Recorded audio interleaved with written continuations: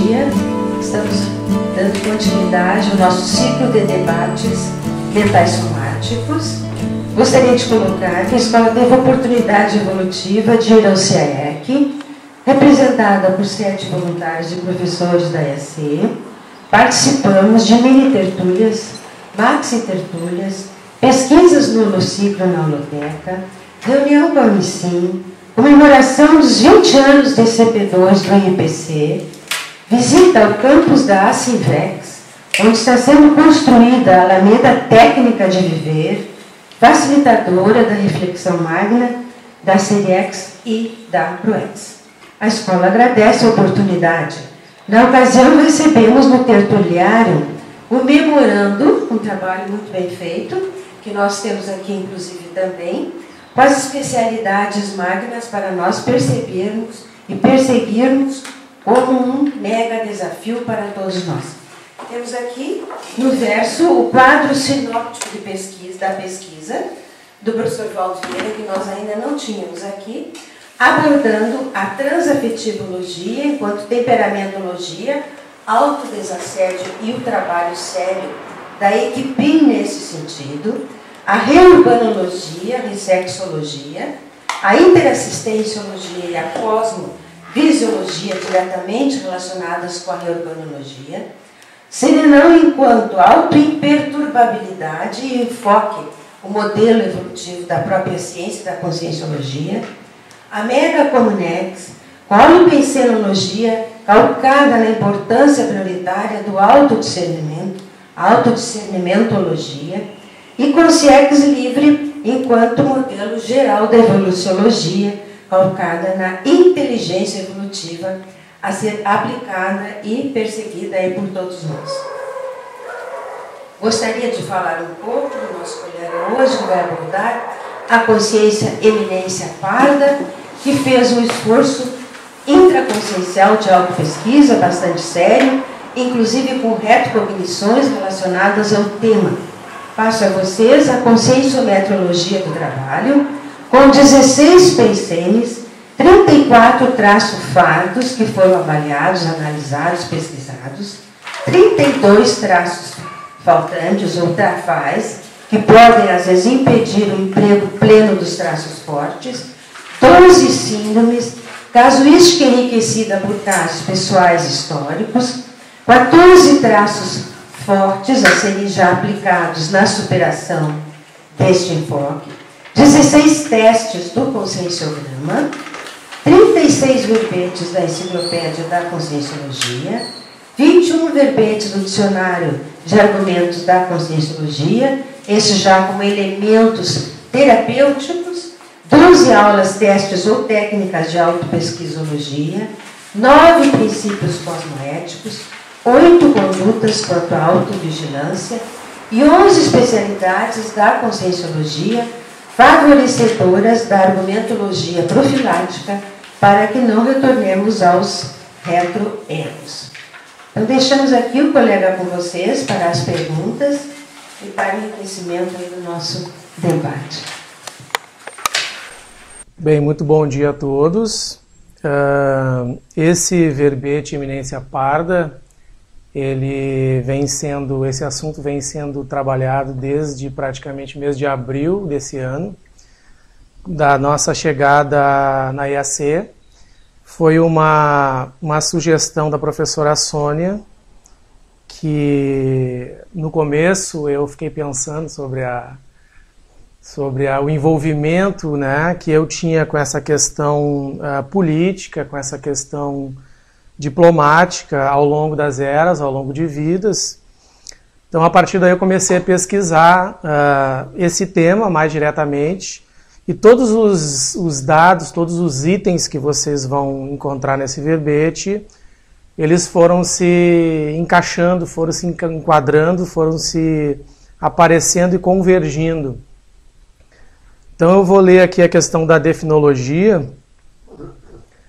A consciência eminência parda é a denominação conferida à consciência intrafísica, consim, ou a consciência extrafísica, consciex, resultante de características relacionadas às ações anticosmoéticas, no exercício de função em determinada área cognitiva, contexto governamental, econômico, social, político, militar, sistêmico, estrutural ou organizacional, influenciando pessoalmente ao legislar em causa própria ou representando o grupo, visando a perpetuação do poder temporal. Outra coisa que eu gostaria de chamar a atenção é essa obra do Aldous Huxley, que é o próprio título, Eminência Parda, que é praticamente uma biografia dessa personalidade histórica que é o Padre José, que viveu na França no período entre 1500 e 1600. Então, fico à disposição de vocês aí para as perguntas. Começasse então falando um pouco do livro, né? O que tu pode falar assim, um pouco mais do Padre José, né? Que tu identificou como a eminência parda do Richelieu, né? Então, se tu puder assim, contextualizar, falar um pouco mais como ele agia nos bastidores. A questão o próprio termo eminência parda, ele é atribuído a essa personalidade. Esse termo para designar a pessoa que age nos bastidores políticos, que influencia, que faz toda a troca do jogo político, né, de maneira anticosmoética, foi atribuída a essa pessoa porque ele tinha os atributos da diplomacia política, os atributos da estratégia de negociação política, todas sendo utilizadas para o bem do poderio governamental do imperialismo francês da época. A relação que o Padre José tem na história muitas vezes é confundida com o próprio Richelieu. Muitas vezes as pessoas pensam que o Richelieu que era a eminência parda, quando na verdade a eminência parda era o Padre José. Aí vocês vejam até o nome Frei José, que dá uma diminuída na questão da ideia. Tem um quadro, inclusive, que foi pintado pelo Rembrandt, se não me engano, o outro pintor dessa época, que retrata ele descendo uma escada do palácio, né? E todas as pessoas fazendo referência como se ele fosse o posto máximo daquela conjuntura política. Então, dentre as relações do Padre José, a gente vê muitos processos que ele vivenciou, são gritantes em matéria de ligação com a ideia, com o Holopensene católico da Igreja, da dominação político-filosófica da Igreja, e a própria dominação, o próprio contexto de expansão política do poderio de uma potência militar, no caso da época, que é a França. Não sei se eu respondi completamente. Tá, mas até nesse quadro que tu falou, tá o Richelieu e ele, né?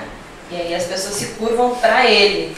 E a gente tem a ideia, assim, pelo menos histórica, de que o Richelieu que comandava, que o rei da França na época não fazia nada, que ele seria a eminência parda do rei. Mas, na verdade, então, quem fazia ele tomar as atitudes era o Padre José. Era o Padre José. Por trás de toda a política francesa da época, expansionista, dominadora, cultural, porque a França também ela vendia, entre aspas, o pacote inteiro, né? Que vinha toda a questão da cultura francesa para ser estabelecida na colônia. Na época eles já tinham a ideia de colonizar.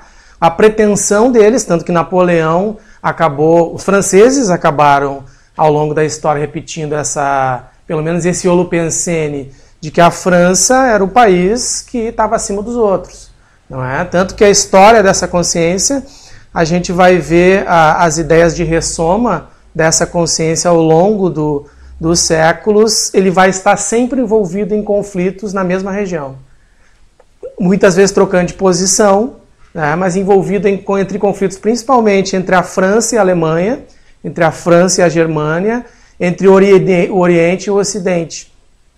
Então o Richelieu, inclusive, é colocado como uma personalidade um tanto débil, no sentido de ser muito sensível à crítica, ter uma condição somática um pouco debilitada, enquanto o Padre José era uma pessoa que treinou o ascetismo, né?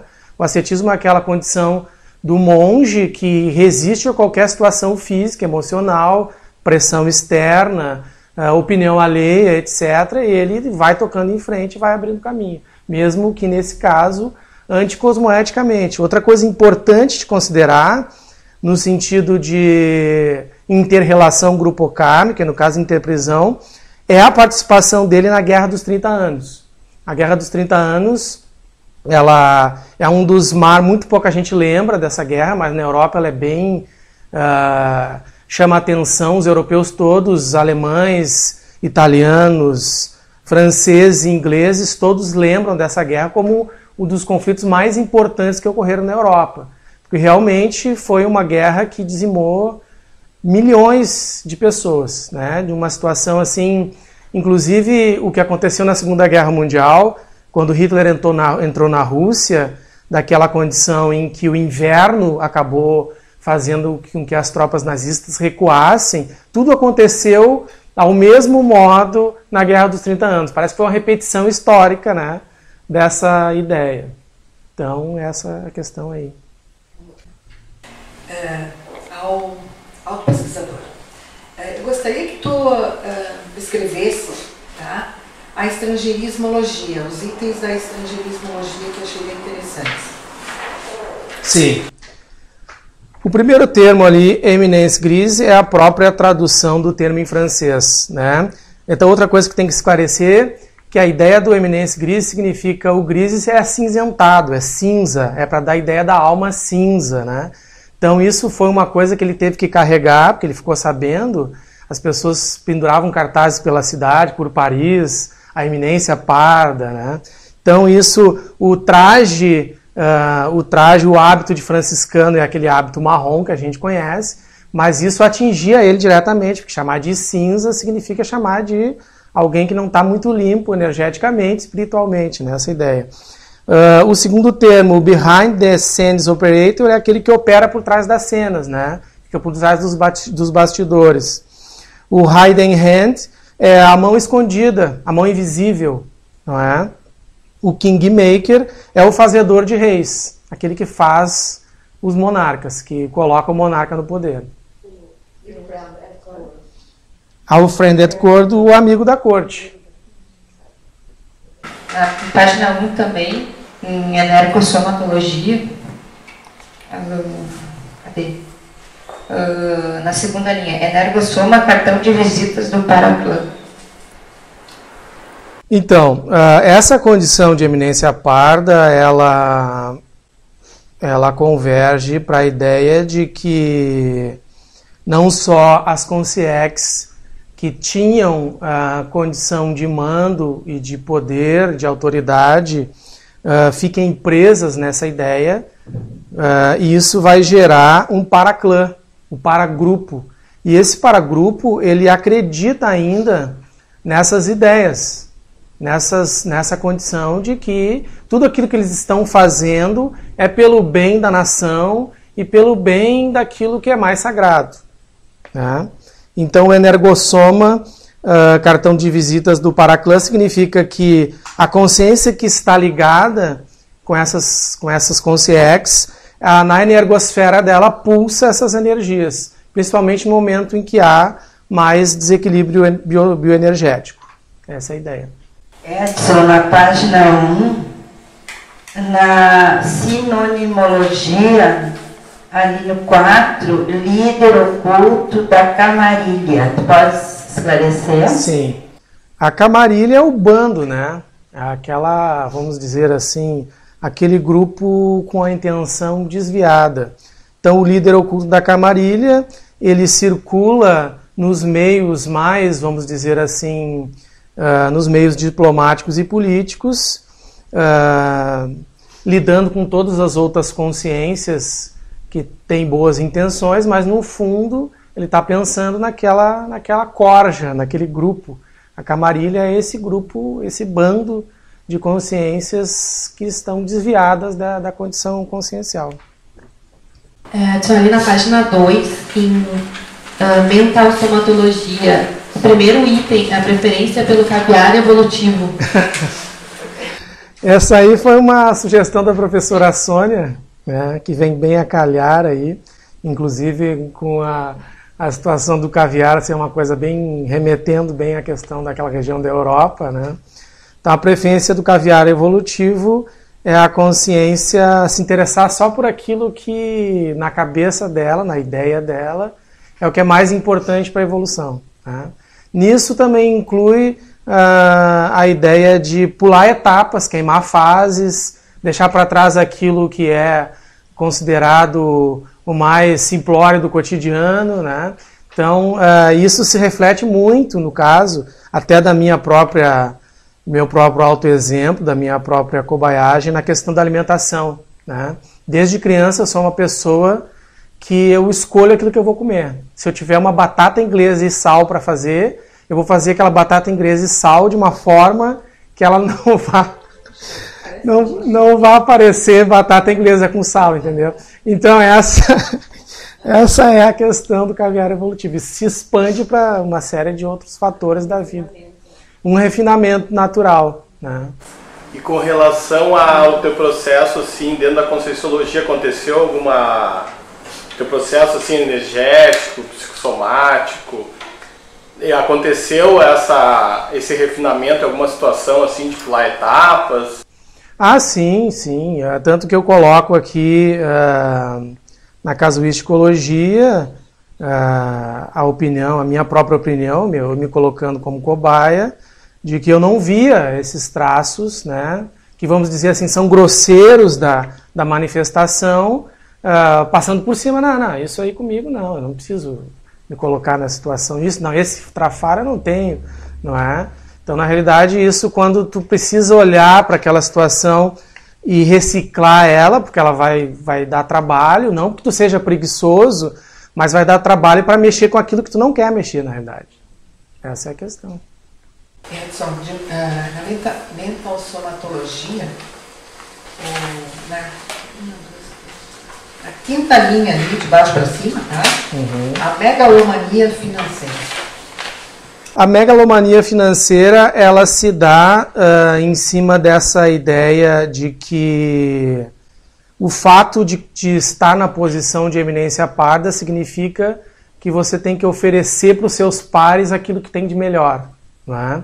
E isso faz com que as suas reservas, a sua condição de organização financeira se disperse, fique totalmente fora do padrão, se desorganize, em função de simplesmente aquela ideia de fazer com que os pares sejam contemplados. Não é nem uma ideia de aparecer, mas é uma ideia de, não, vamos usar todo o recurso aqui nessa propaganda da nossa ideia e depois a gente vê o que acontece, né?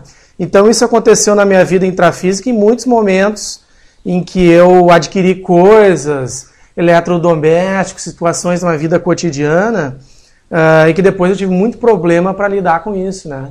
Para ver, não, mas agora eu já fiz, né, a conta, agora tem que ir atrás, entendeu? Essa é a situação de não olhar lá para frente, porque a ideia da eminência parda tem um holopensene que diz assim, não, nós temos muitos amigos aí que podem nos ajudar depois, nos socorrer, etc., né? E faz parte dessa condição de interprisão. E ali na mesma linha, agora no início da frase ali, da linha, aliás, o sniper dialético. O sniper dialético é uma condição em que a pessoa adquire um determinado conhecimento e ela acaba com uma discussão com uma palavra ou duas. E não deixa o outro, e normalmente ele derruba a pessoa. Normalmente ele não deixa espaço para reação e ele vai exatamente no ponto onde ele sabe que desestrutura a pessoa. Chega a gelar o ambiente, assim, de tanta precisão, né, nessa questão do processo da discussão. A dialética não se estende tanto, é um tiro e já era. Isso aqui eu não tenho certeza se poderíamos chamar de eminência parda.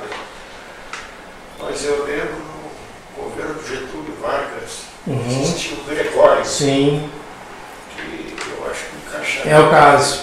Inclusive ele é descrito como eminência parda. Sim. E uma outra situação em relação ao Fernando Collor, que eu estou fazendo força para tentar lembrar, esse que acabou... PC Farias. Também se coloca na condição. Também se coloca. O general Golbery Couto e Silva, em 2 governos militares, Castelo Branco e Geisel, em que ele, de um lado, estava na ditadura, no regime de exceção completo, e de outro ele estava na abertura política, que foi em 79, né? O governo Geisel foi o governo brasileiro que começou a abertura política, trazendo os exilados e etc. E esse general estava dos 2 lados, assim como se nada tivesse acontecido. É a mesma situação, as 2 personalidades que o senhor colocou são eminências pardas. Eu estava vendo aqui a Esclero Penseni. Qual é a página? Página 2.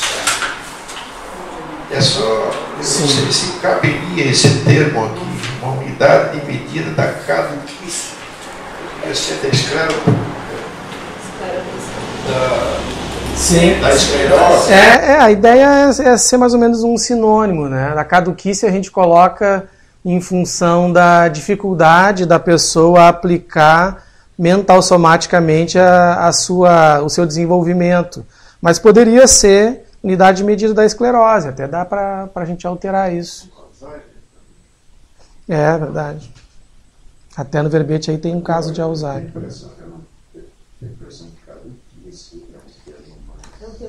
É mais popular, Não, mas é uma boa dica.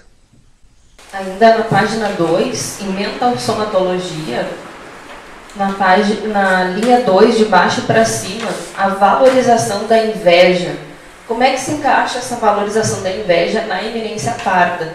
Porque na monarquia eu até entendo, né? Mas na eminência parda... A valorização da inveja na eminência parda é aquela oportunidade de tomar a decisão. A eminência parda, ela é viciada em tomar decisão, né? Então, quer dizer,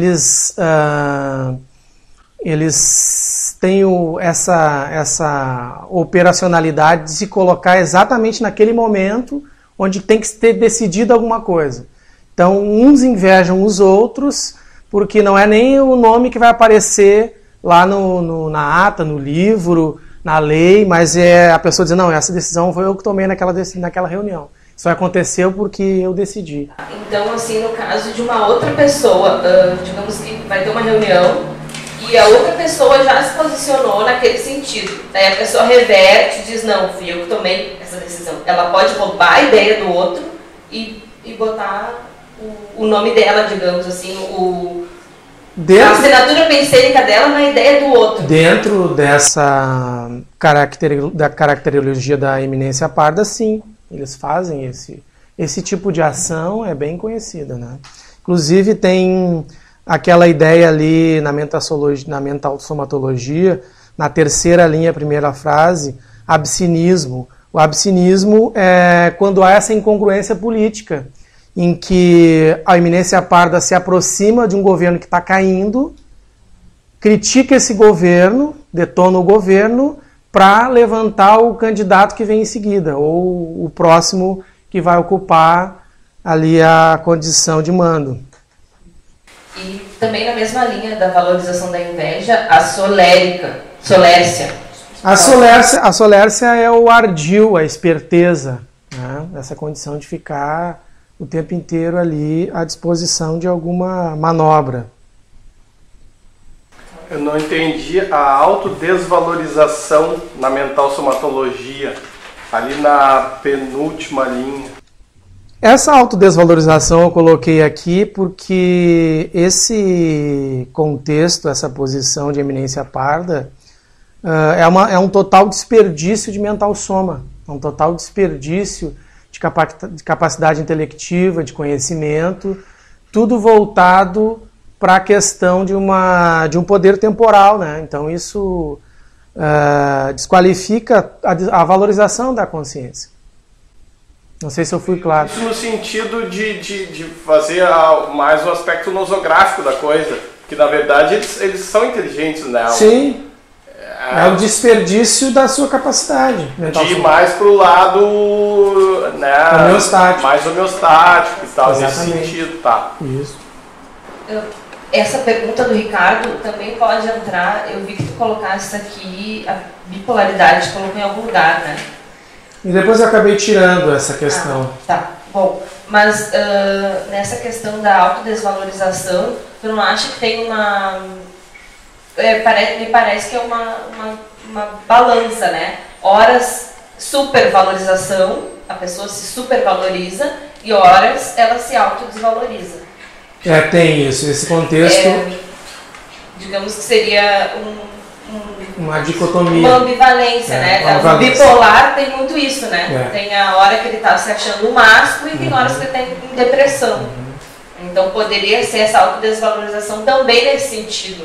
Dependendo do momento que a consciência se encontra, ela também pode se autodesvalorizar. Tem um item que é interessante pensar, que é o seguinte: essa autodesvalorização, essa ambivalência, ela se aplica aqui muito na questão do ideal religioso, que permeia diretamente a questão da eminência parda. Porque, por um lado, essa valorização ela é buscada através de uma força externa, do autossacrifício, do autoflagelo, né, que entra completamente dentro desse contexto monástico, né, de autossofrimento. Não, esse sofrimento vale a pena. Do jejum. Isso é uma das coisas que aparece bastante na questão desse livro da Eminência Parda, do Aldous Huxley, que em vários momentos o Padre José se retira para fazer jejum, né, para se fortalecer.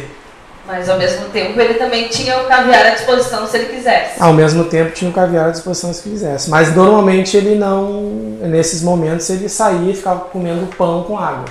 Nesses momentos. Nesses momentos. Tá bom, obrigada. Edson, ali na energossomatologia, na página 2, bem na segunda linha, onde iniciando a primeira, o ouvinte do guia amaurótico, tu pode explicar? O ouvinte do guia amaurótico é o ouvinte do guia cego, né? Aquele guia que não tem lucidez. Imagine toda essa história, toda essa relação com consciências que ocuparam de cardeais a papas, de reis e rainhas, né?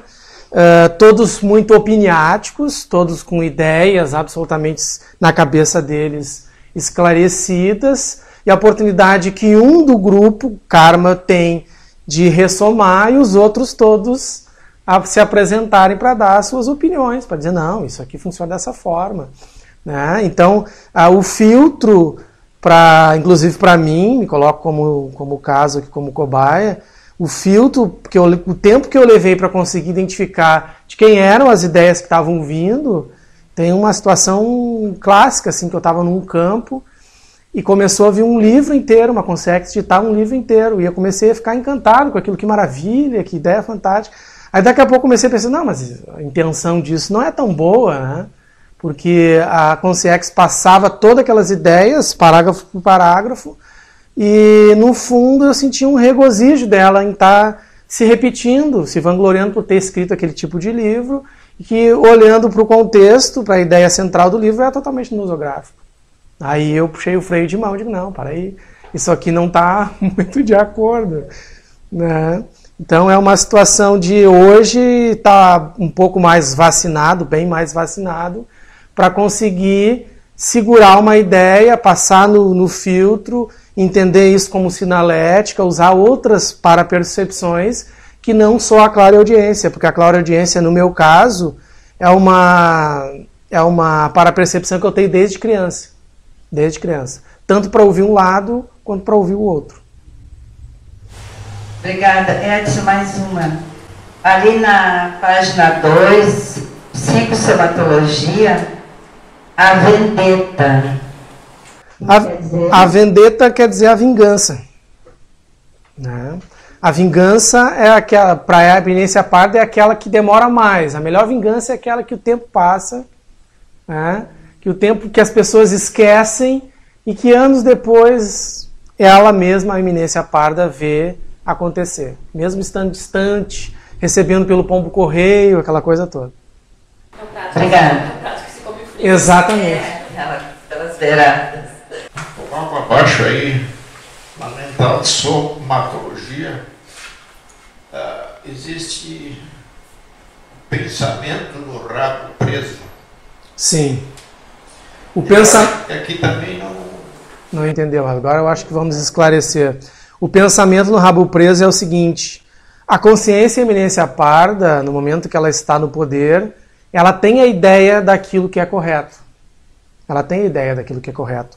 Então, o pensamento no rabo preso significa que em cada local, em cada situação que ela se coloca, ela lembra de para quem que ela está devendo ali naquele ambiente. Ela sabe exatamente quem são os inimigos políticos, as situações que foram montadas e onde é que ela está presa.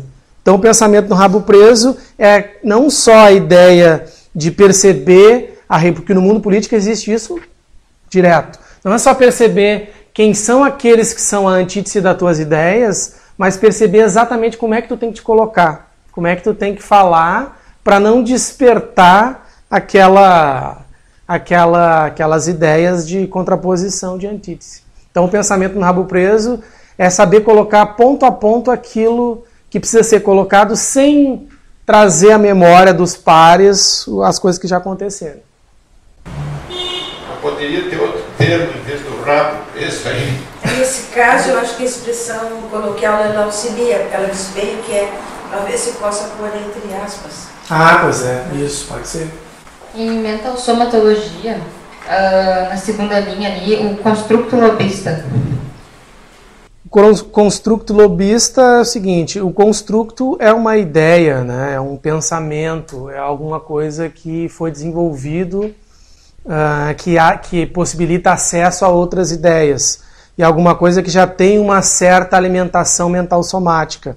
E o lobby é aquela negociata que existe nos meios políticos, econômicos, nos meios governamentais, onde as pessoas elas flexibilizam determinadas situações para favorecer uns e outros. Ficar sempre nessa ideia. Então, uma negociação. Mas já está toda montada dentro da cabeça. Já é uma ideia pronta. O construto é uma ideia pronta. E ali na sindromologia, na página 3, a síndrome 2, síndrome de Amiel. A síndrome de Amiel, ela significa o seguinte, inclusive é um verbete da Conscienciologia, da enciclopédia, são as ações intelectuais inúteis, aquelas repetitivas que a pessoa vem construindo, vem atuando ano após ano, mas ela não acelera, ela não sai dali, é uma coisa que só ocupa espaço no HD, mas que não floresce. Que vem bem ao caso da minha própria história. Tem muitas coisas na minha vida que se encaixam diretamente nessa ideia. Né? Inclusive dessa negação da iminência parda do passado. Edson, dá para fazer a associação ali da mentasomatologia na última linha? A estrutura secular dos retopensenes, depois com o paleopensene, que comportamento primitivo ou feudal? Total. Total, né? Total, a relação é total. Explica melhor como essa coisa antiga, assim, esse paleopensene. Esse paleopensene, a professora Sônia até usou numa aula, num verbete, uma expressão que eu achei bem interessante, que é as pegadas na rocha, né? Como é que era o nome da expressão que eu esqueci? Era... que eu usei foi os podoglifos. Isso, os podoglifos. Então tem relação com isso. O paleopensene, ele é tão antigo, ele é um holopensene tão antigo que muitas vezes a pessoa que está envolvida com ele tem dificuldade de tentar achar onde é que está o início, meio e o fim. De tão forte que ele é, de tão representativo que ele é. Inclusive eu tenho para dizer sobre isso que a minha própria terapeuticologia, dos processos terapêuticos que eu participei, que eu fui evoluciente, né? passei por processo de terapia aqui na escola, em outras ICs, em Foz, que foi a questão do desbloqueio encefálico. Isso chegou a provocar um bloqueio encefálico no meu paracérebro ao longo das eras. Porque imagina a ideia, a consciência ela ressoma e ela se habilita a determinadas posições, se coloca em determinadas situações de conhecimento em que ela vai se repetindo. Então ela ressoma, e daqui a pouco isso gera uma crosta, né, pensênica, que ela não, como se fosse uma caixa blindada. E isso tem muita relação com a estrutura secular dos retopensentes. É sempre voltando para trás, como se fosse alguma coisa te prendendo pela cabeça, tu avança e aquilo te puxa. Relaciona também com a raiz do temperamento? A raiz do temperamento, sim. Nesse caso, vai conjuminar nessa situação da raiz do temperamento. A rigidez ela é uma rigidez imposta mentalmente. Uma autocobrança extrema, mas não é uma autocobrança para ação. É uma autocobrança só na cabeça, na ideia. O que é a síndrome de Munchausen, na página 3, lá do número 11? A síndrome de Munchausen, eu coloquei aqui pelo seguinte, a síndrome de Munchausen, ela tem muita relação com a questão da psiquiatria, mas ela se enquadra, e na psiquiatria, ela se enquadra com aquela pessoa que é capaz de provocar em si mesmo sintomas de doenças. É bem diferente do hipocondríaco.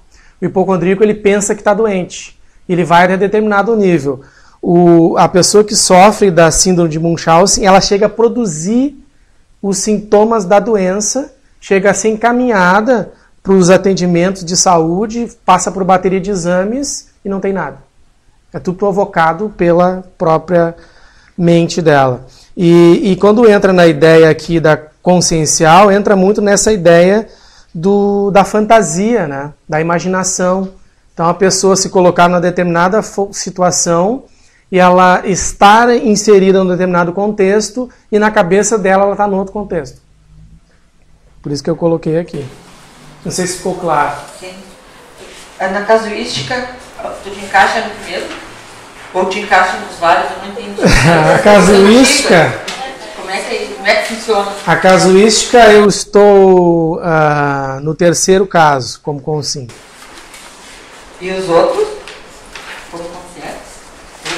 E os outros como hipótese de retrovida. Retrovida. Todas. Ficou muito histórico, assim, então. A ideia, esse verbete foi se construindo em cima de uma plataforma toda historiográfica, né, historiológica. Mas tem uma característica historiográfica mesmo.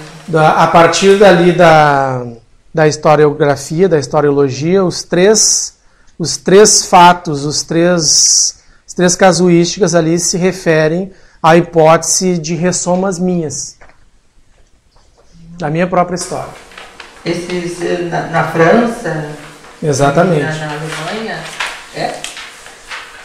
Interessante. E esse primeiro eminente PhD aqui?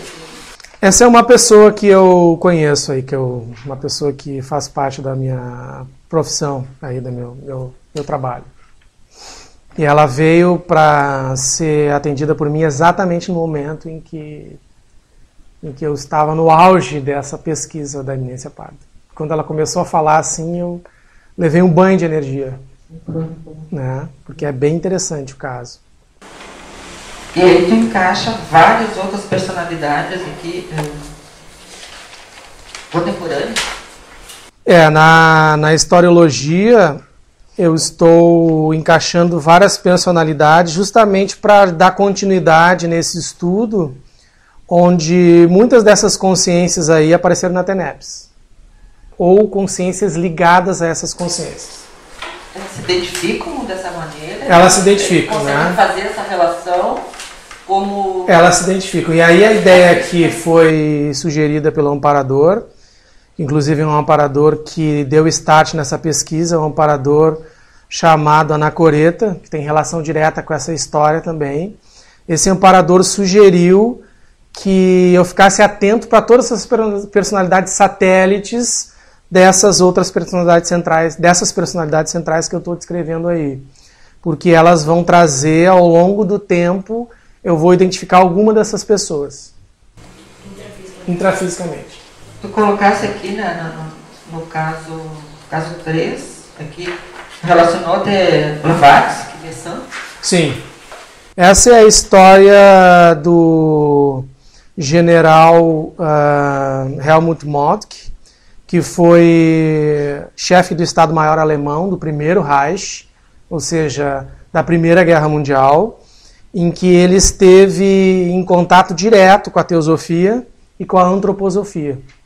Ele era um sensitivo e em algum momento ele queria desertar da ideia do generalato, mas já era tarde, ele estava no meio do boom, do estopim da Primeira Guerra Mundial. E aí ele acabou sendo responsabilizado pelo início da Primeira Guerra Mundial. Isso está nos livros de história até hoje.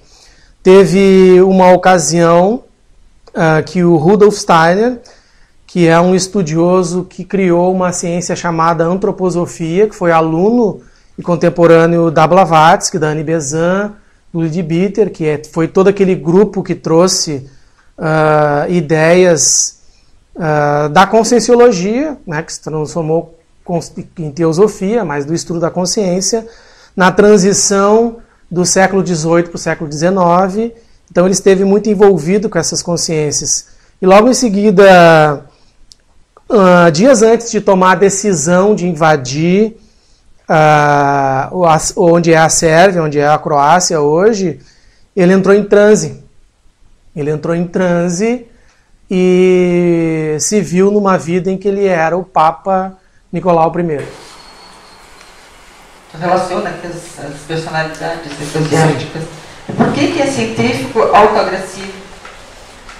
Centrífugo autoagressivo porque nesse momento, nessa ressoma, ele ainda trazia muita culpa da ideia da Guerra dos 30 Anos e dos conflitos entre Ocidente e Oriente.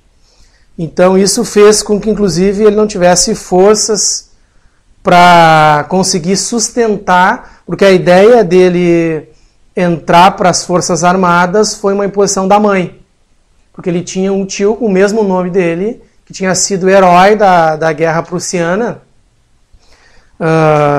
décadas antes, e ele então foi escolhido pela mãe para ser o filho que ia dar seguimento àquela ideia dos grandes generais dentro da família, etc. Quando na realidade ele gostaria de ser, ele sonhava em ser marinheiro ou engenheiro florestal. Coisa que eu mesmo passei nessa vida. Tá, mas a hipótese das retrovidas, não entendi muito bem. Tu falaste que são dos três, do Nicolás, do François e do Helmut, dos três? Dos três. A mesma consciência.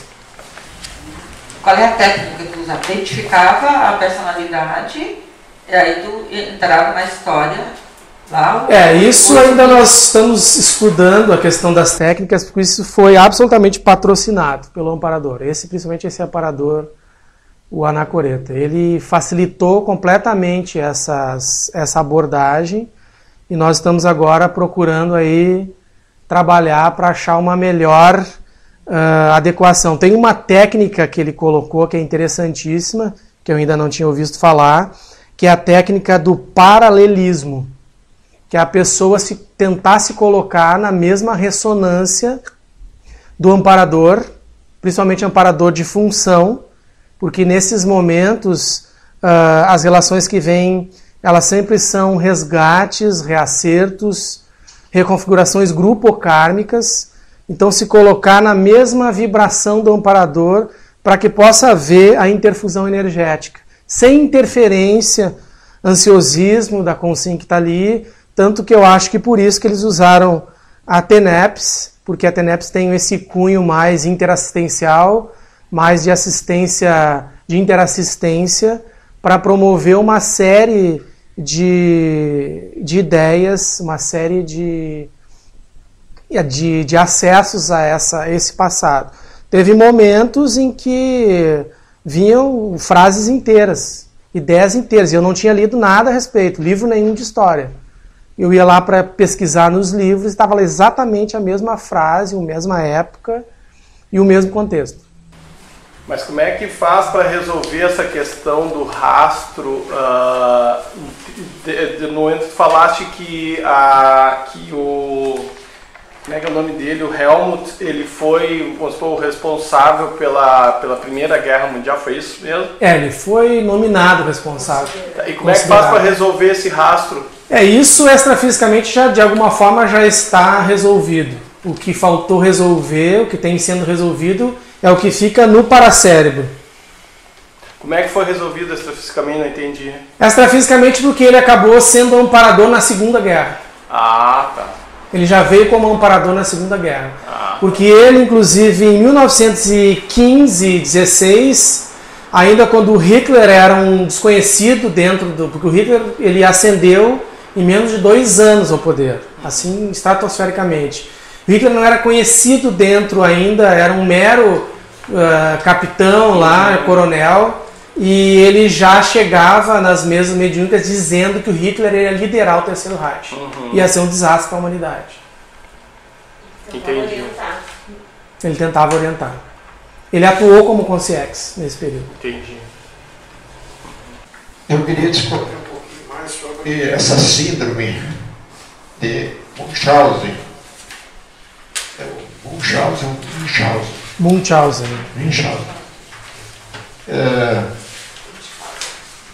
Você falou que são sintomas, falou que são sintomas semelhantes à hipocondria. Muitas vezes pode ser confundido com hipocondria, mas ela é considerada uma doença psiquiátrica. Psiquiátrica.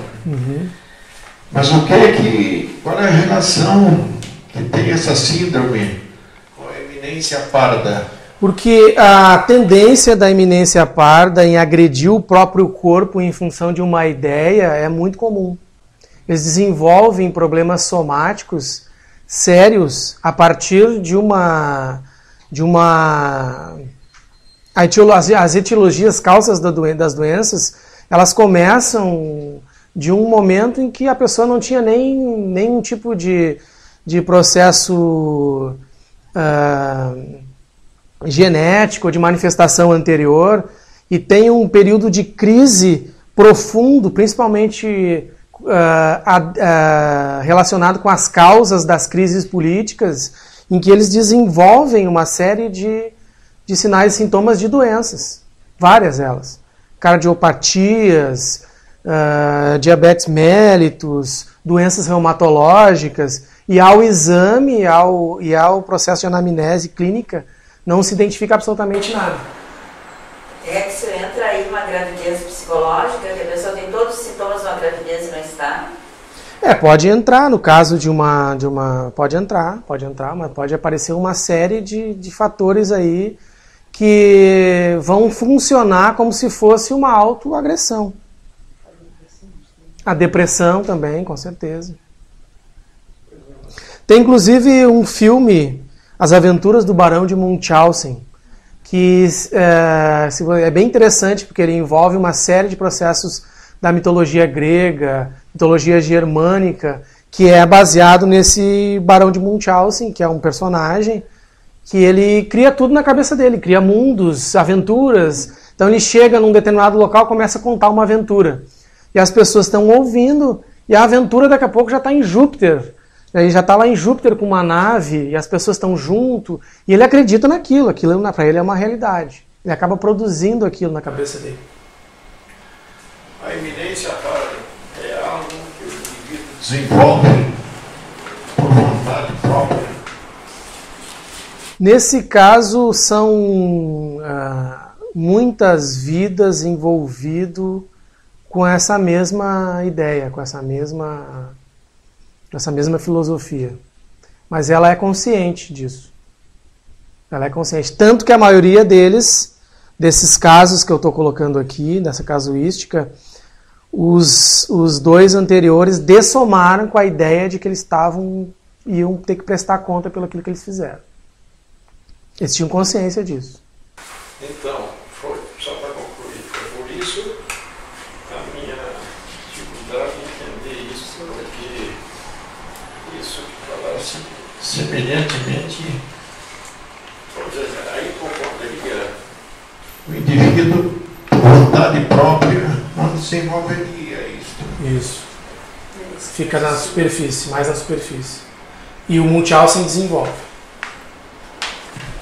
Edson, ali na sintomologia, a síndrome do ansiosismo, como é que ela aparece na personalidade de Eminência Parda?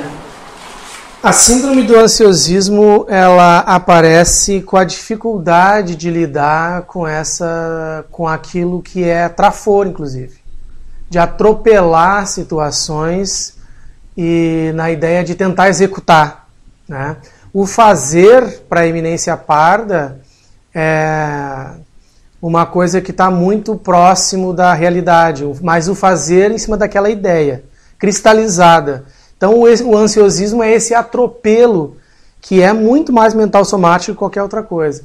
Uma das características principais dessa consciência é que tudo se passa muito no mental soma. Não sei se eu fui claro. Edson, bem para complementar essa ideia do fazer que tu comentaste agora.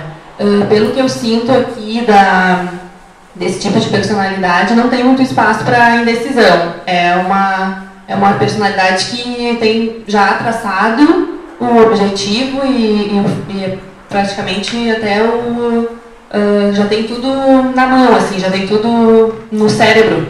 Seria isso, assim? Ou não? Só para complementar, sim, a decisão é uma coisa mais ou menos pronta.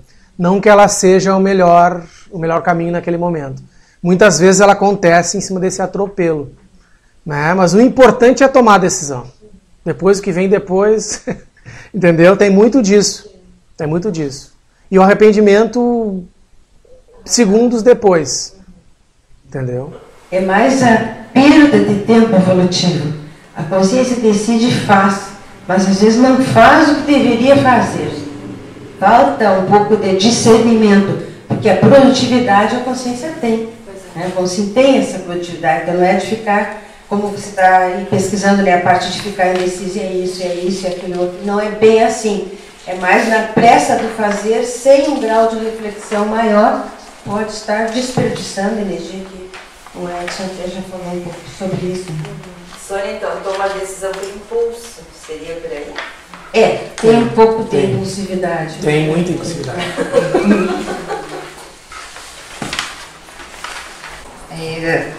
Trafarologia ali, o 18. Página. Na página 2. O ensimesmamento. Pois bem, o ensimesmamento vem muito em cima disso. A pessoa acaba gerando um mater pensene muito em cima da bolha dos próprios pensamentos. E ela se retroalimenta daquilo. Ela se intoxica com aquilo. Né? Não que ela tenha dificuldade, inclusive não é nenhuma dificuldade da neofilia, mas é pegar a neofilia, jogar para dentro daquele contexto e dar uma adaptada. Né? Principalmente no modus operandi da consciência. Então o ensimesmamento é ficar em si mesmo. Muito tempo... Imagine muito tempo dentro de um processo de meditação, de oração, de concentração, né? Para gerar uma personalidade de impacto, isso vai gerar uma bolha de ensimesmamento.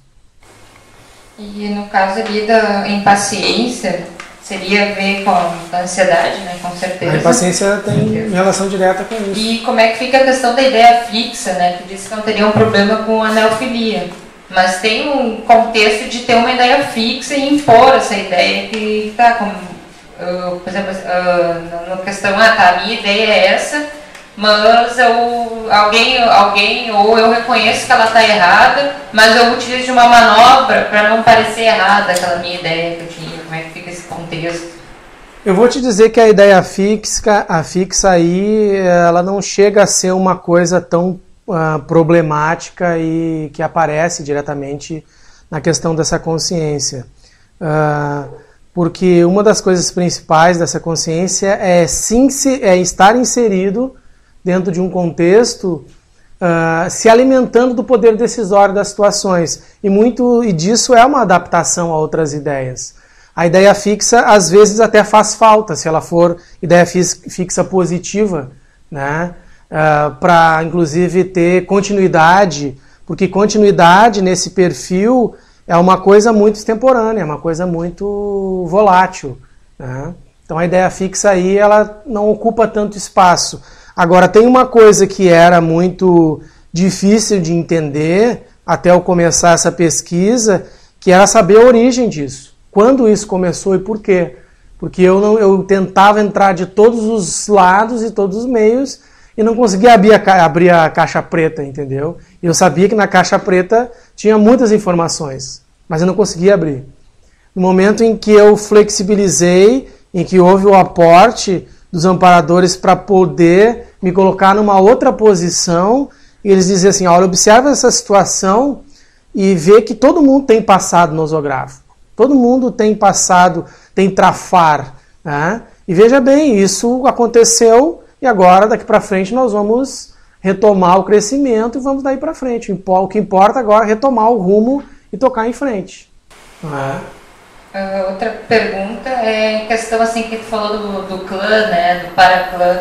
Como é que foi a tua identificação, assim, uma forma de superar, vamos dizer, nesse sentido, por exemplo, se tem toda a postura, se tem o cartão de visitas, né, como é que foi para ti? A superação ela está em andamento, né, carregando o arquivo, né, tá carregando, a barrinha ali está carregando.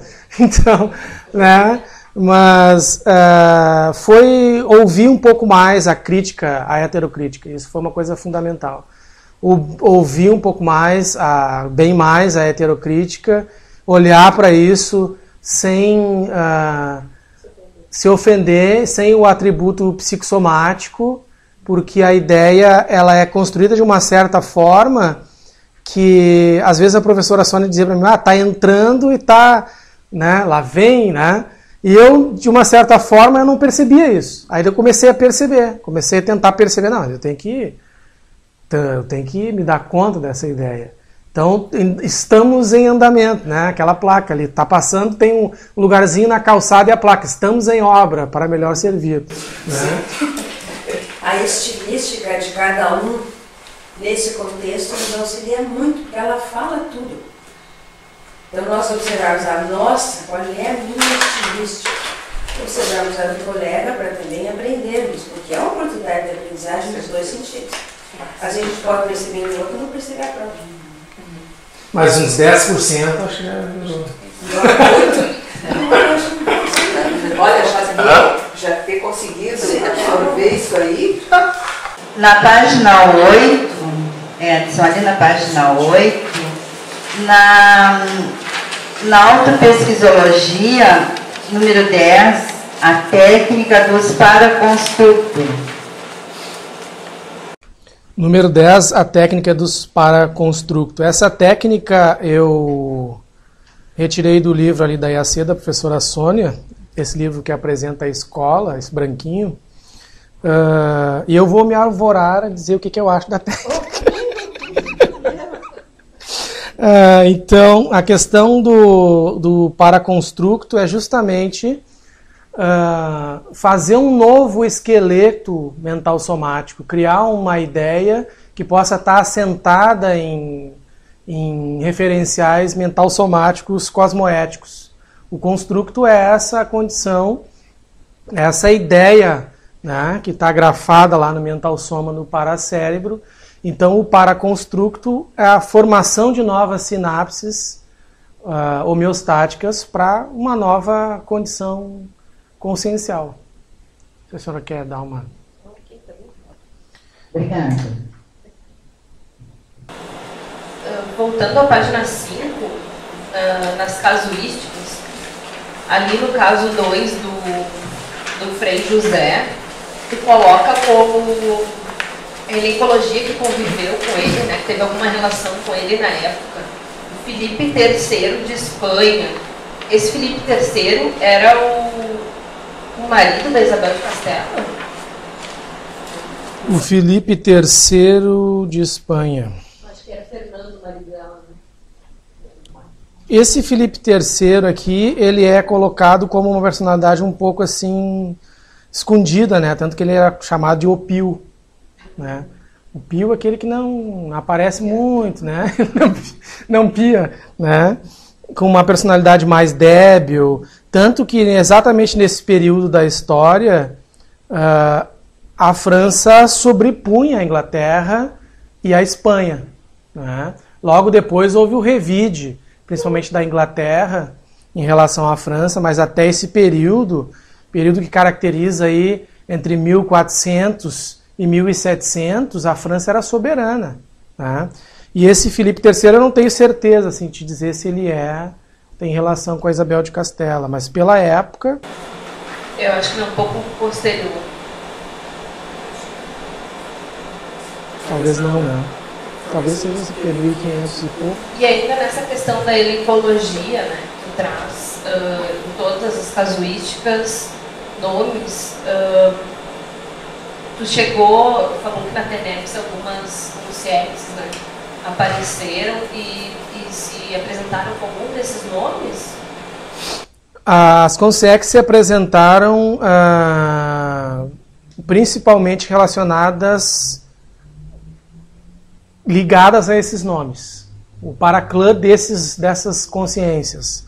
Algumas dessas consciências aqui, no caso do Padre José, como a Madame Acari, como o Bennett de Canfield, esses dois aqui, por exemplo, tiveram relação muito grande com a questão do parapsiquismo. O Bennett de Canfield foi uma pessoa que desenvolveu uma técnica chamada de prece mental, que não existia conhecida ainda na Europa nessa época. Era mais voltada para a questão dos orientais, dos hindus, dos chineses. Então isso deu um boom parapsíquico dentro dos conventos, né? Ele dizia simplesmente que não era para as pessoas ficarem olhando para Deus, era para elas se concentrarem naquilo que elas estavam sentindo, no que viria por trás da meditação, do enclausuramento. Então alguns papas como esse Urbano VII, apareceram coisas deles na TENEPS. O outro papa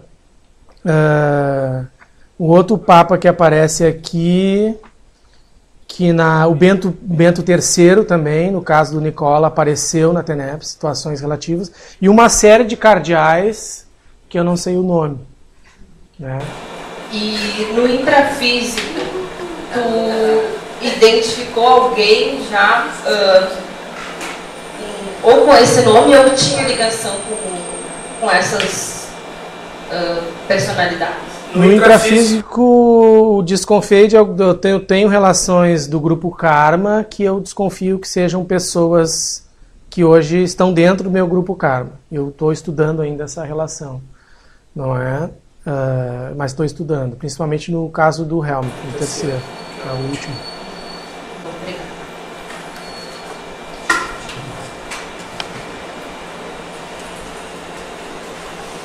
Edson, no processo profilático, né? Aí propõe ali na página 8 a autocriticologia, aqueles 9 princípios cosméticos. Qual que mais responde, assim, em termos, ou tu frisa mais para te colocar, né, como sendo mais prioritário, assim, dentro desses 9? O que eu vou te dizer, assim, eu enxuguei, né, ao máximo todos os princípios aqui da autocriticologia. Eu te diria assim que é muito difícil eu abrir mão de algum, assim, né, porque são todos muito linkados com a casuística, né, principalmente a questão da pensanidade, que está ligado a todos, se tu parar para perceber, a comunicação e a intencionalidade. E os argumentos na argumentologia profilática, olha, você colocou 100 exemplos de convicções ideais evitáveis na página 9. Sim. 100 evitáveis. Isso aqui são coisas, aconselhamento aconselha-se que evite-se. Na realidade, assim, se tu parar para pensar, essas ideologias, grande parte delas figuram, ainda fazem parte da nossa vida intrafísica. Para a pessoa ficar bastante atenta o que está por trás de cada manifestação dessas e qual a intenção desses grupos. Então, inclusive, eu coloquei como profilaxia essa percepção do indivíduo perceber que aquilo é nosografia, que ele pode administrar essa nosografia, que a gente está inserido dentro da baratrosfera e não adianta negar isso, não adianta querer passar, né, perfumar, porque não vai adiantar, e ficar atento para não cair nessas armadilhas, porque esses holopensenes, eles têm uma força muito grande no cotidiano, na nossa vida, aí, interferem na nossa manifestação consciencial. Os que estão mais diretamente relacionados na questão política, a pessoa poder estabelecer uma condição de autocrítica e de heterocrítica cosmoética em relação a esse processo. Tanto que em qualquer um desses movimentos aqui pode aparecer uma pessoa absolutamente cosmoética. Isso não quer dizer que é só nosografia, mas a tendência do holopensene é ser nosográfico. Porque ainda há essa tendência do indivíduo achar que é o grupo que vai resolver a vida dele, que é a filosofia que vai resolver a vida dele, que é o canetaço do dirigente, do político, do deputado que vai resolver a vida dele. Enquanto essa visão ainda for para fora, isso tudo ainda vai dominar a sociedade. Talvez eu mesmo possa pensar na possibilidade de todo esse conjunto que viés teria mais relação com o que eu estou pesquisando. No caso, com a sua pesquisa, com esse olhar que você está fazendo, você veria qual desses aqui tem uma relação mais direta. Esse aqui bem abrangente. Então, qual é delas? Você tem que prestar atenção. É que eles se encaixam para vários tipos nosográficos nossos, né? Sim. Medicina está aqui, está encaixado, e vários outros, vários vieses que todos nós temos. Quer dizer, são todos baratrosféricos, estamos todos desse meio. Isso eu entendo, mas é interessante dos exemplos e ideias, né, evitáveis. Né? Veja que. Mas assim, eu acho que tem que ter um certo norte, né, dentro dessa confusão toda de nosografias, né, ou quando tu ataca alguma coisa por vez. Por exemplo, eu estou trabalhando no belicismo agora, né? Então eu vou trabalhar determinados vieses desse aqui. No teu, tu dissesse que da parte cosmoética, tu tem que trabalhar com todos aqueles ali mais um pouco. Mas eu acho assim... como a professora Sônia te colocou, assim, acho que a questão interessante é tentar trazer para a questão da nossa assistencialidade, onde é que entra as consciências que eu assisto, que tem relação com esse tipo de ideologia, seja de que faixa etária, de que condição seja, que tipo de consciência aparece mais no meu cotidiano relacionado a isso, né? Tudo isso acho que tem que ser levado em consideração. E para quem faz TENEPS, quem faz trabalho assistencial também, energético, muito mais, porque isso vai aparecer, né? Aquelas consciências, aqui tu vê que aparecem aqui constituições, modos de ser, de personalidade, que tem aqueles que são mais expansivos, que aparecem mais, que são mais ostensivos, e aqueles que parece que não estão aparecendo muito, mas que estão no cotidiano, e que estão ali representando, que estão ali postulando ideias, movimentando massas e etc. Importa que a gente identifique esses processos. Importa que a gente identifique. Na autopesquisologia, ali, página 8, as duas técnicas das frases motivadoras e técnica da entrada e saída. A técnica das frases motivadoras eu coloquei assim porque eu tenho muita afinidade com isso. Eu sempre usei isso na minha vida. Assim. Tem momentos em que, inclusive, imprimia a frase e botava no banheiro da minha casa, para eu mesmo ler ali, escovando os dentes, sabe? Na parede, do lado da cama. Isso é uma coisa que tem um efeito na minha consciência que é impressionante. que é a ideia de ficar linkado com o Holopensene, com o Mater Pensene e com o Holopensene. E qual é a outra? Entrada e saída é a ideia da conclusão das coisas, dar andamento numa situação. Tu abriu uma porta, tu fechou a porta, tu mexeu em determinadas coisas da tua casa no armário, tu arrumou e deixou do lugar. Isso para mim é um exemplo muito grande, porque eu costumava muito mais deixar as coisas meio para depois, arrumar quando desce e tal, né? E eu tô me condicionando a ser mais proativo nisso. Então essa entrada e saída, tanto para as coisas, isso funciona tanto para as coisas intrafísicas, e quanto para as coisas no nível mais energético também, né? Não deixar tanto rastro, tu procurar resolver as coisas, não deixar para trás, essa é a ideia. Não sei se foi claro. Nós podemos avaliar, inclusive, aqui num debate, estamos num debate mental-somático. O que acontece quando eu saio? A cadeira que eu usei, a cantina que eu usei, tudo que eu usei, voltou ao seu devido lugar, ficou de fora. Nós fizemos isso constantemente no trabalho, em casa, onde nós formos, se torna um hábito, e um hábito que vai diminuindo os nossos passos. Na página 10, número 40, gauchismo. A ignorância pode complementar a própria. Fazendo o gauchismo é uma ignorância? O gauchismo como perpetuação de uma tradição que mantém uma postura preconceituosa, machista, exclusivista, estou citando só algumas, né? E com um patamar de superioridade, belicista, bairrista, ele se apresenta como uma ignorância, como um processo de ignorância, não saber. Bom, embora eu discorde disso, eu posso admitir. Eu acho que o gauchismo, principalmente aqui para o nosso meio, é uma tradição importante, porque já trouxe muitas coisas positivas.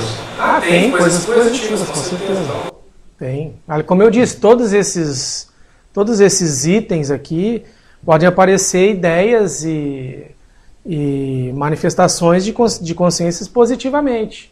Mas o que mais chama atenção é tentar atrelar novas gerações a uma história que é contada de uma forma subreptícia, né? Uma guerra que não aconteceu, que eram interesses de determinados grupos políticos, que essa guerra foi uma guerra de bastidores, né? De disputa de poder, de beleza, de ego, né?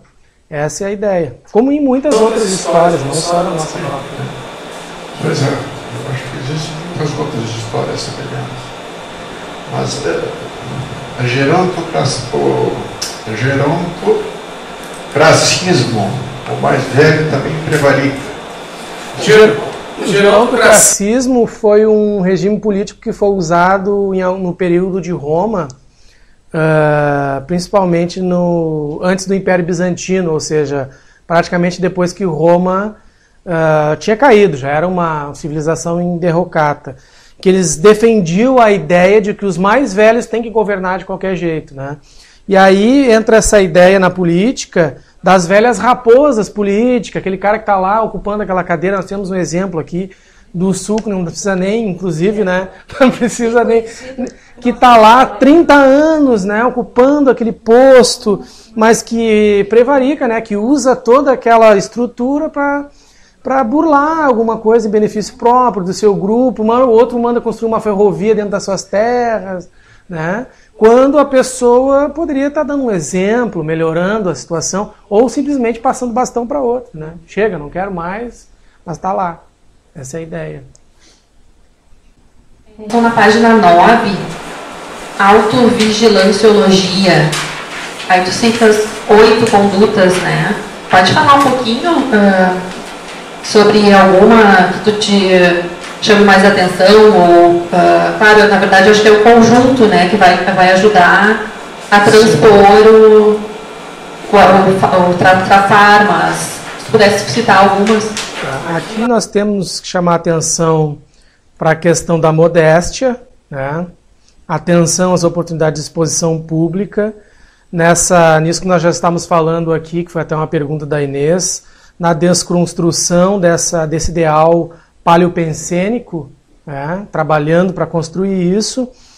A participação do energossoma, procurar perceber que nível de atuação está ocorrendo no cotidiano, quais são as consciências que estão na psicosfera, os comprometimentos, né, a questão do foco, da continuidade, o que está por trás das ideias, né, dos compromissos.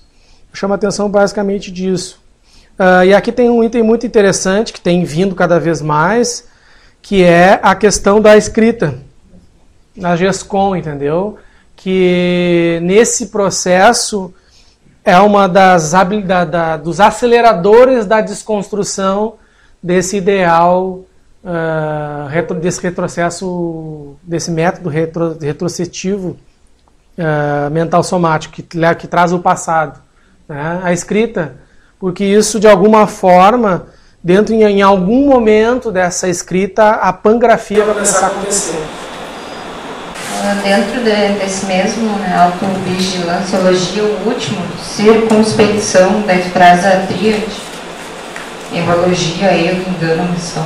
Essa é a vigilância fundamental, inclusive está lá no meu código pessoal de cosmoética, que eu estou estudando e ampliando, que é a questão de levar para a lucidez, procurar o discernimento na percepção das ações, na percepção do cotidiano, onde é que eu estou errando no cotidiano, se está começando algum processo relacionado ao erro, não seguir com esse processo, conseguir cortar, desligar esse fluxo e corrigir a rota e tomar o rumo em frente.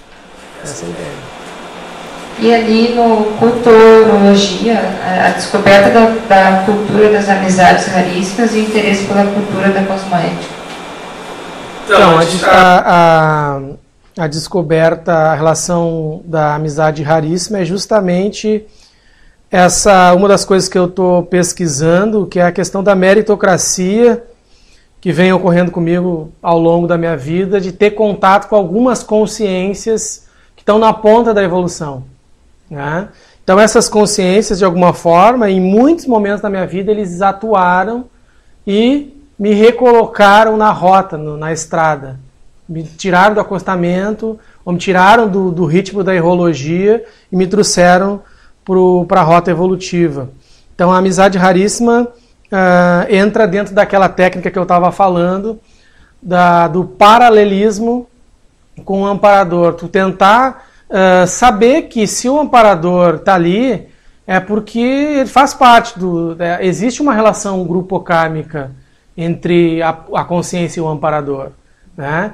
E o amparador não está interessado, ele não traz a tua ficha no bolso e fica dizendo, olha o que tu fez aqui, ó, viu? Tá aqui, ó. Agora não podemos fazer esse trabalho porque tu fez isso, fez aquilo.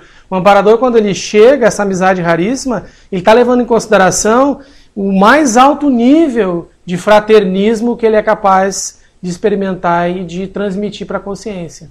Então, quando dentro de um campo a gente consegue levar em consideração essa amizade raríssima, a gente consegue tentar entender a afetividade de uma forma um pouco mais, a gente se aproxima um pouco mais da afetividade que é a afetivologia que o amparador tem pela consciência, que às vezes a gente não consegue explicar. Então por isso que eu coloquei a questão da amizade raríssima. E aí a questão da cosmoética, ela entra junto dentro desse viés, né? Acaba despertando. A gente tem trabalhado aí em cima da central extrafísica da fraternidade, né? As centrais extrafísicas todas elas se interrelacionando e para cada consciência elas trazendo o que aquela consciência precisa, ver que são 3 princípios diferenciados, aquele que está mais ligado com a questão mental somática, né? No pensamento, através da central extrafísica da verdade, aquele que está mais voltado para a questão afetiva que tem que resolver e o outro que está mais voltado para a questão da energia. Então existem facilitadores aí para as consciências perceber onde é que entra o link dela com aquele tipo de amizade, aquele tipo de consciência. Tá aí as centrais terapias que é a cosmovisão, né? Em todos os sentidos, no caso. Nessa linha das amizades raríssimas, tu já relatou que tu teve um amparador que foi teu amigo nessa vida, que te somou, né, e que te trouxe novamente para a conscienciologia. Qual a relação que tu faz dessa consciência com essas vidas passadas? Tu tem alguma possibilidade dele ter te acompanhado nas vidas passadas? Olha, eu penso que sim, porque a nossa relação nessa vida intrafísica foi muito curta. Sim. Você pesquisou o pai do Helmut? Não. Acho que é bom pesquisar o pai do Helmut. Interessante, é interessante. Obrigado pela dica.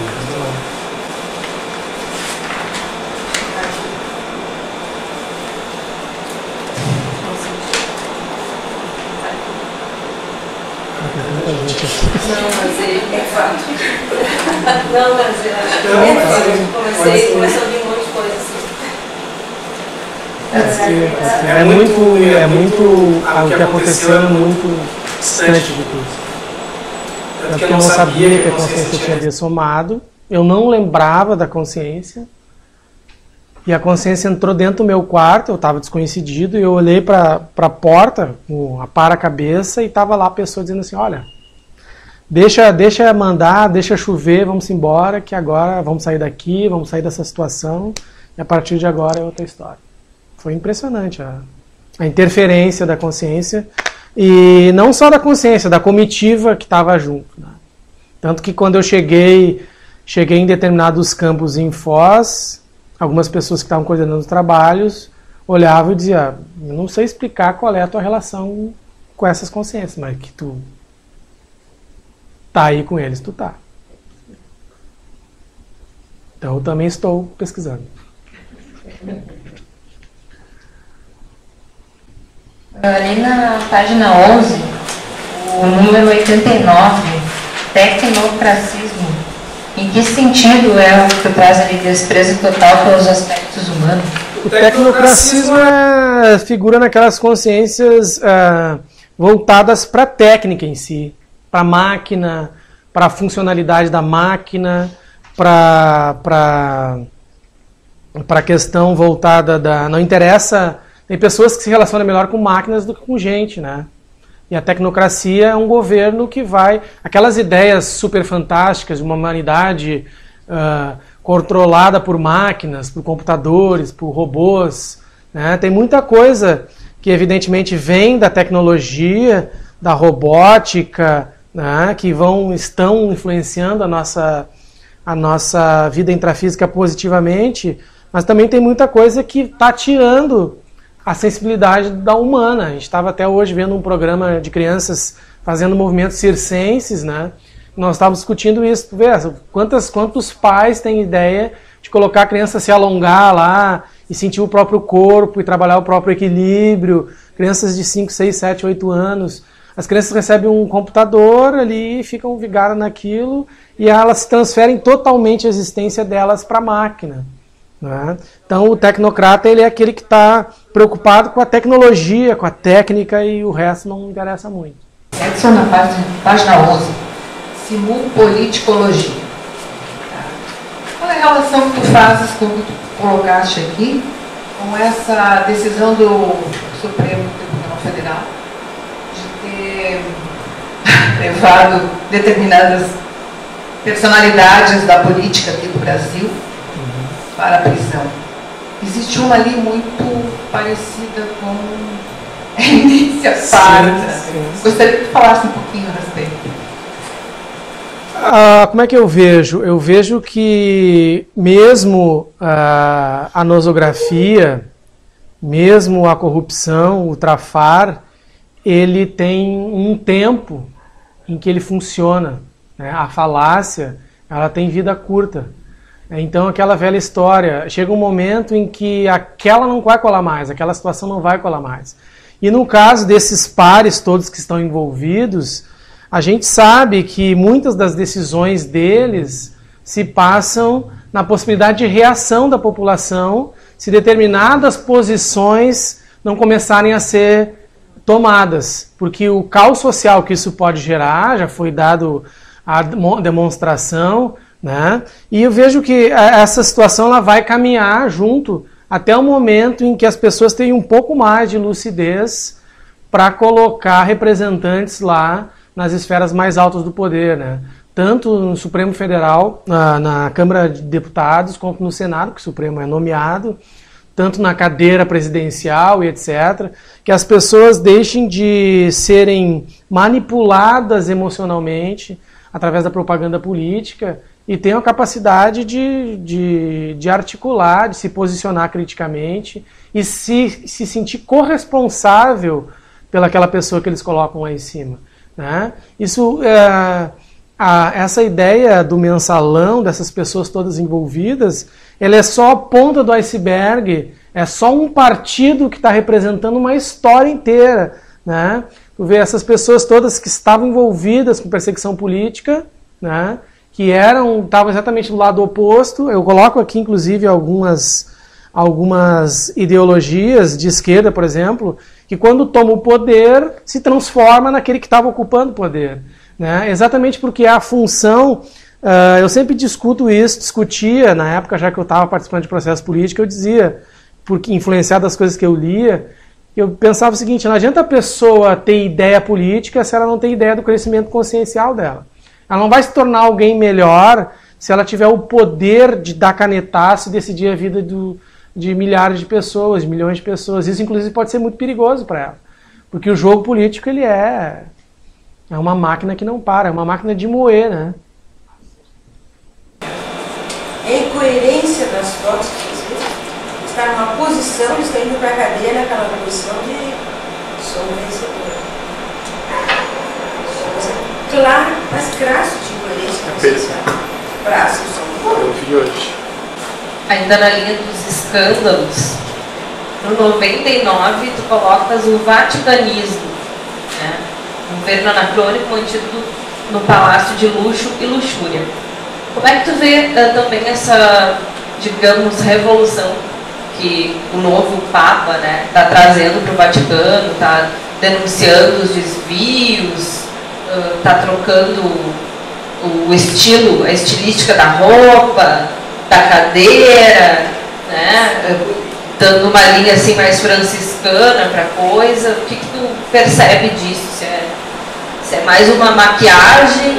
Eu vejo esse movimento de uma forma bastante crítica, porque penso que a igreja ela é algo que aquela instituição, aquele tipo de pensamento, aquela infraestrutura toda, ela é completamente antagônica a toda e qualquer situação que tem relação com a evolução da humanidade. Acho que essa questão do Papa é mais uma propaganda, um marketing, né? Porque eles percebem que estão perdendo muitos fiéis para as outras agremiações religiosas, neopentecostais, principalmente nos países de terceiro mundo, porque aí na Europa vai ser, de alguma forma, embora a reurbanização esteja acontecendo, aqueles mognos lá do século 500, né, aquele cedro, aquelas pessoas lá que estão lá na igreja, elas não, de alguma forma, vai demorar um pouco para elas saírem dessa automimese. O que mais interessante observar, eu acho que é o reflexo da igreja ao redor, fora da Europa. A gente já está vendo que muitas das atitudes deles, das decisões, dos concílios lá que eles fazem, das bulas papais, já não atinge mais as pessoas, né? Tem um grupesco ainda tradicional que é atingido por essas manifestações. As pessoas, na realidade, não estão mais interessadas tanto nessa política dos bastidores, né, deles lá. Vejo que, embora tenha o lado positivo disso, embora a gente sabe que é maquiagem, tem um lado positivo dessa desconstrução do personalismo, no momento em que um líder desse se coloca diante do povo, se aventura a não ter proteção, e reduz um pouco lá a sua cadeira, coloca uma cadeira de madeira, mas essa aí é o máximo a cadeira de madeira é o máximo da demagogia, né? Porque as ações que precisam ser tomadas, vamos dizer assim, a ponto de abrir uma discussão dentro do Vaticano, por exemplo, aceitar que os padres se casem, aceitar a homossexualidade, aceitar as mulheres. Isso é o tipo da coisa que ia surtir muito mais impacto positivo para eles do que essas maquiagens todas aí, não é? Então... Eles fazer a sugestão, fazer a análise da frase enfática em contraponto com o mega pensene. Ah, sim. Vamos fazer o contraponto. Então nós temos ali na mega pensenologia, na primeira página, 2 megapensenes: poder, supremacia efêmera e corrupção, mandato involutivo. A relação com a frase enfática. A consciência e eminência parda gera, através das imaturidades, a interprisão grupocármica baseada nas decisões anticosmoéticas, na inadequação das energias conscienciais, no uso do poder temporal. A gente pode fazer uma relação na seguinte perspectiva. Tem um verbete da Enciclopédia da Conscienciologia que é poder, não é? Esse verbete, ele é, como é que nós podemos dizer? Ele não é nosográfico, ele é evolutivo. Então, nós estamos diante de um momento da evolução grupal em que a ideia de poder começa a tomar uma outra direção, assumir um outro viés, poder evolutivo, autorresponsabilização pela própria energia, pela própria força, pelo próprio poder, estar a serviço de ideais grupais, estar a serviço de ideais evolutivos, estar a serviço do melhor para todos, da reconstituição grupocármica, da ideia da inseparabilidade grupocármica, de que se o serenão vem para buscar com os réus, que é o mega assassino, o serial killer, quem somos nós para nos abster de assistir toda e qualquer consciência que esteja à nossa volta de uma maneira lúcida, nos colocando numa situação de igualdade, não é? Então, aí fica essa ideia principal, penso que dessa correlação, tendo a cosmoética como o principal norte. Bem, agradecemos aqui a participação de todos, foi bem rico o nosso debate. Obrigada.